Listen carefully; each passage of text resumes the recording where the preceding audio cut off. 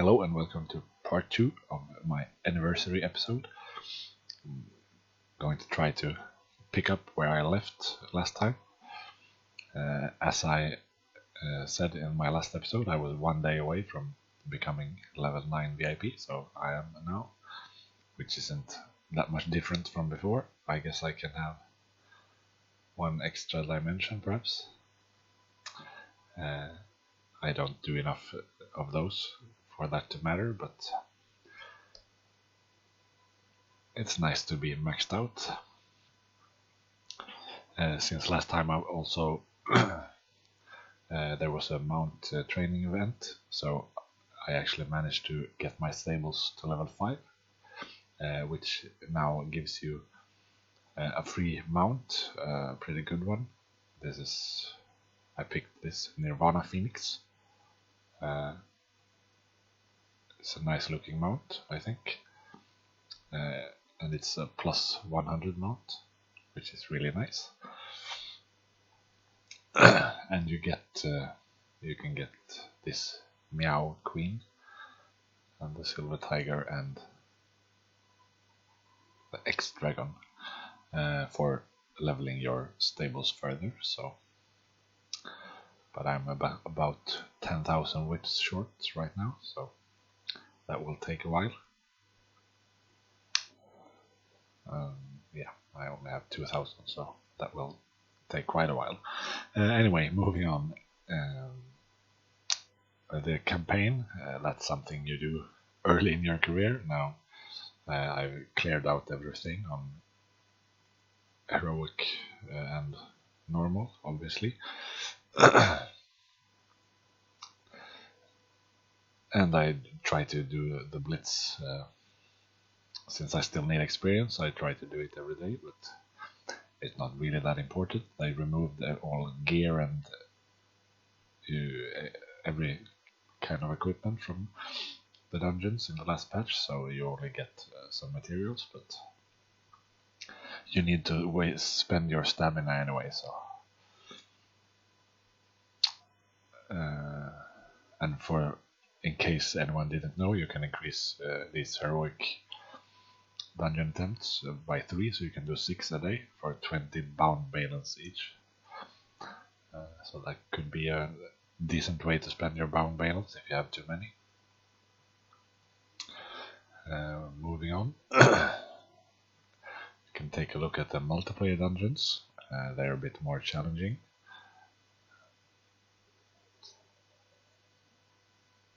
So I've cleared all the normal ones on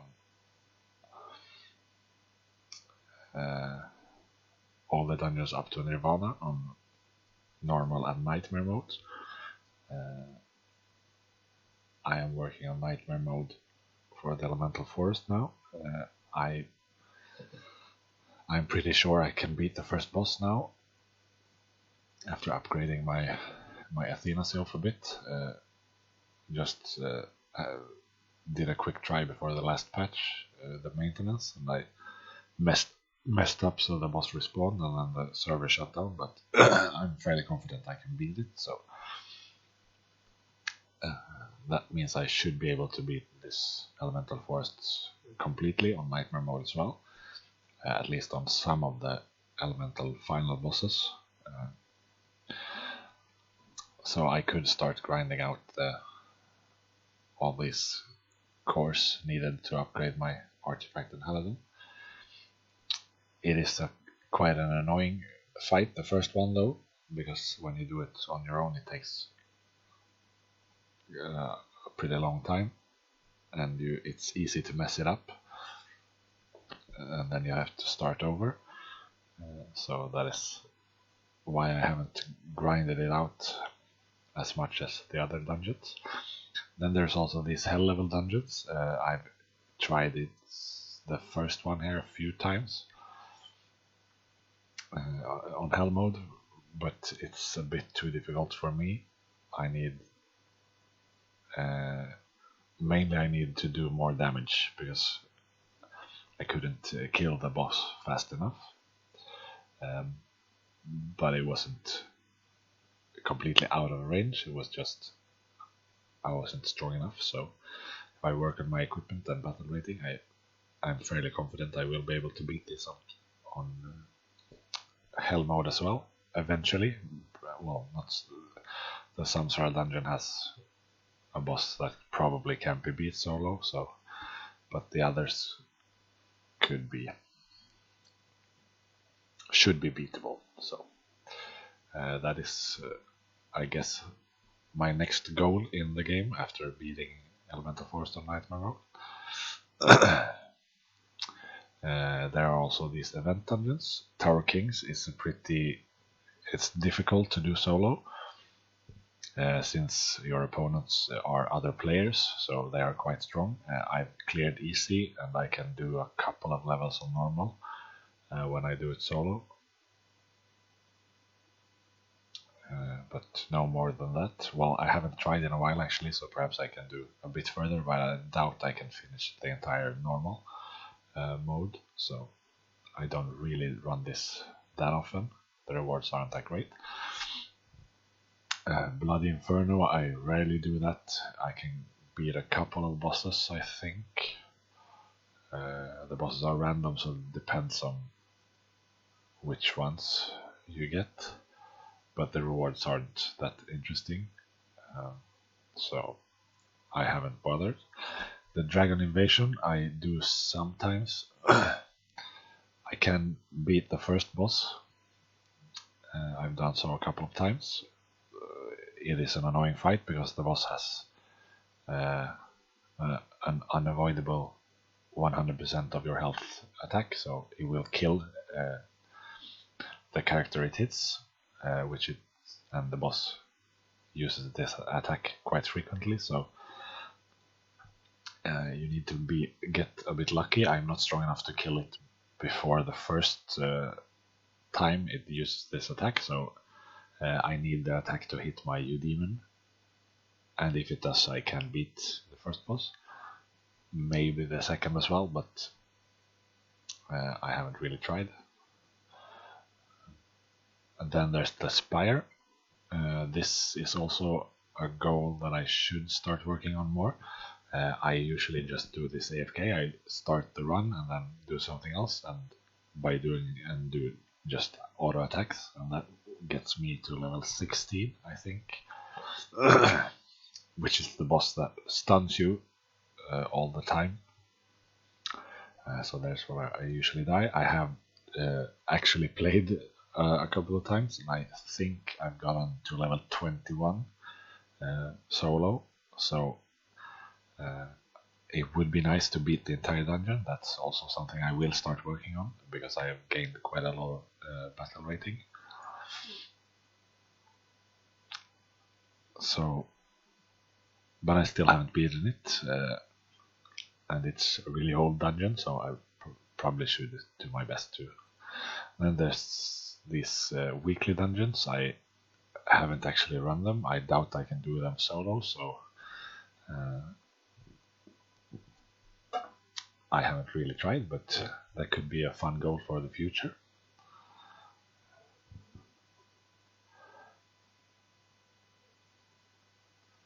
So let's take a look at the other dungeon, and that is the Forgotten Catacombs. I have cleared the Forgotten Catacombs, obviously. I've also cleared the Tormented Necropolis, and I can do both of these AFK, including the last boss. I don't have to do any fighting, which is nice, because you get 14 million experience from doing the Tormented Necropolis, as well as a bunch of Dragon Souls and gems, so that is still a nice thing to do. The Purgatory Maze, I've gotten to level 25. I probably made a mistake there. They changed in the last patch where they altered the resistance stuff in the game, made this dungeon quite a lot harder. I should have done a push to beat all the bosses before that patch, but I didn't, so I'm only at level 25 so far, and I've attempted the fight a few times, and I'm quite a long way from being able to beat it. I don't do nearly enough damage, so this will be a goal for the future as well, but I blitz it every day to level 25, and I get a whole bunch of hammers and the Vulcan stuff, which is really good because that used to be very hard to get, and now I have piles of it, so I can do the Holy Forge events a lot more frequently. I've bought everything here. I've done my this mount is completed as well as the gear, so I guess I'll be buying Kyanite from now on, which is a bit less exciting than the gear. So yeah, 6k tokens, because I don't think you can't craft another mount and recycle it. I'm pretty sure, at least you can't. Let's see, the Dark Knight Steed, which is a bit of a shame, I think. Yeah, you can't recycle it. Okay, so I think that's pretty lame. That's the same thing with the shards you get from running Tower Kings. I have that mount, obviously, but I could craft another one, but there's no point because you can't.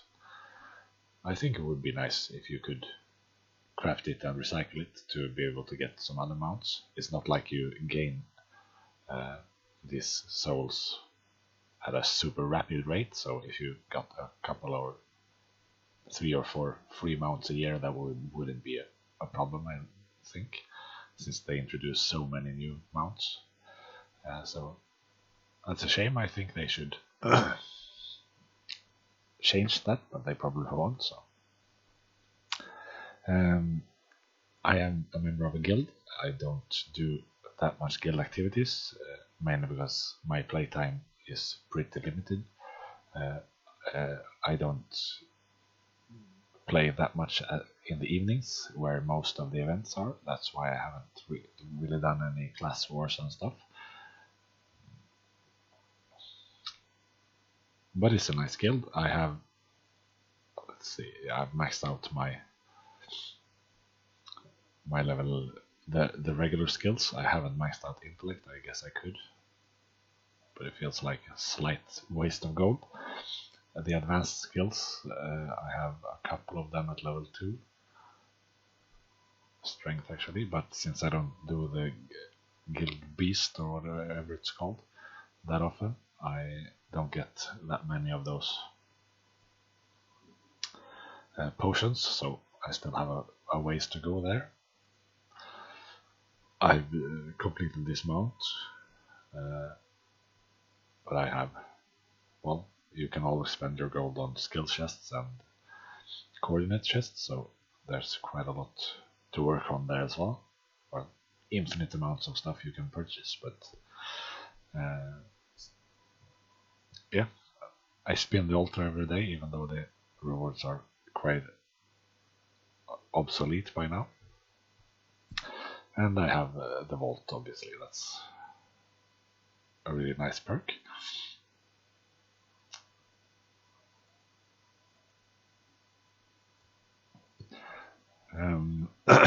So let's see.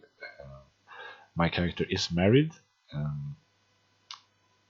and it's married to an alt character I have on another account.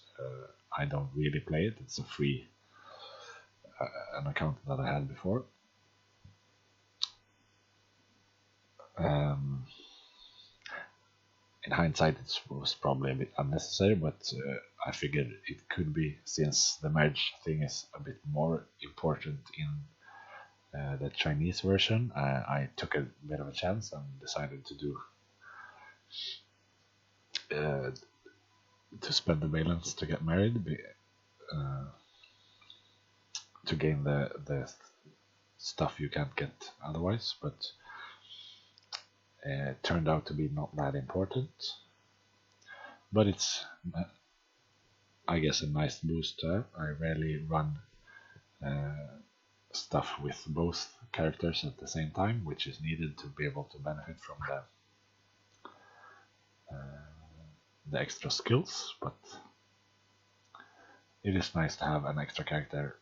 I used to use it to be able to enter the dragon invasion and a few more things you could only do if you were in a party. They've since changed most of them, so you can, I guess, It's pretty much only the Sylph Atoll stuff you need to be in a party. Most other things you can complete without anyone else, so I mainly log on the other character to harvest the marriage tree and perhaps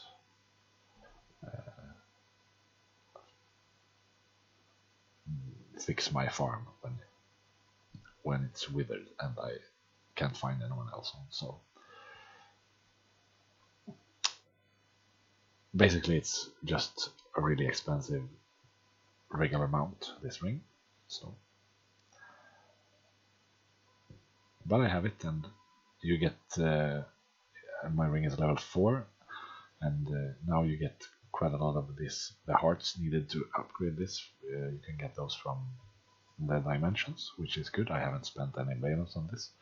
It's just free stuff, so that is good at least. Well, I think I've covered most stuff from the old stuff that was in the game, so I guess we can take a look at the new edition, which is the Eudemons. I have one of each kind. Wind Ranger is on level 2. I only have it because I want to have all 4 sorts, so I can use all the skill books. My main Eudemon is a Battle Oracle, which is a level 10, and it's decently useful. You can do a lot of healing with it for free, which is great.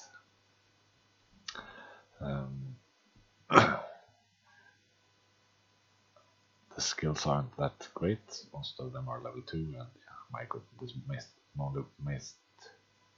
most of it is blue. I need to spend some valence to get the purple flames if I want to keep upgrading it, but I am not in no real hurry. And I also have these first 4 ones, the Sacred Knight, Scourge Mage, and the Sanctuary Hunter. These 4 are the party I use for the bounty targets. And I have spent a bit of Blood of Zeus to upgrade them, and to claim some event rewards. But these can be, especially this part, the War Emblem stuff,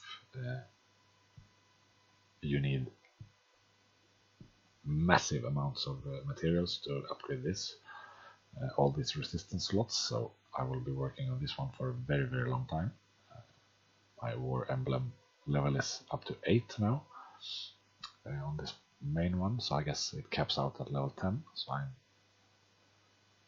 I'm not really close because the costs are pretty substantial, but you slowly gain that stuff, so eventually I will be able to max it out. Well, let's see. And I use these mainly here in the bounty targets. The Eudemon Arena I rarely run since it's also a timed event and the rewards aren't that interesting. You get a few skill chests, but that's basically just gold, so I haven't really bothered. However, the bounty targets give you all the mainly the Sylph diamonds and the other materials you need, which is really good because it makes it a lot easier to take part in all of the events. So I try to run this every day. Now I think I've beaten level 53, so that's not really that impressive, I guess, but this is something I also do FK, so I just start the fight and then let my Eudemons do the fighting. I guess I could get a bit further if I do this actively, and I think I will do actually, especially now since I've upgraded all my Eudemons a bit. They are actually noticeably more powerful, so but it's also nice because by not chasing the higher levels, I usually get at least 4 of these that I can do every day just by clicking, doing them AFK, and that is nice because the levels you get depend on the maximum level you've beaten. So, and I want these rewards obviously. Then there's also the Sylph Expedition. I rarely run it anymore. I haven't done so in a very long time. I guess I could, but the rewards aren't that interesting either. So I think I've cleared up to level 19 or something like that, but I haven't run it in a very long time. The rewards aren't good enough, so yeah. Anyway, I think that's basically the complete overview of my character. The underground palace is around still. That's also a very old part of the game that only comes along at 1 week per month. I'm still working on getting enough of the shards for the mount. I think you need 25 and I have 11, so that is also a very slow grind, but I don't spend any balance and you don't really get these shards very often from there. So, and all the other rewards are pretty lackluster. You get 1 Mara and 1. You can get these, I guess, 24-hour Spirit Covenant scrolls. So that is basically, and you can get, I guess, crypt keys if you're lucky. So it doesn't take too long. So I usually try to run it when it's around. So, but if I miss it, I don't really bother. Yeah, so that is the complete overview of my 1-year-old character. I look forward to another year of Wartune. So until next time, guys, take care.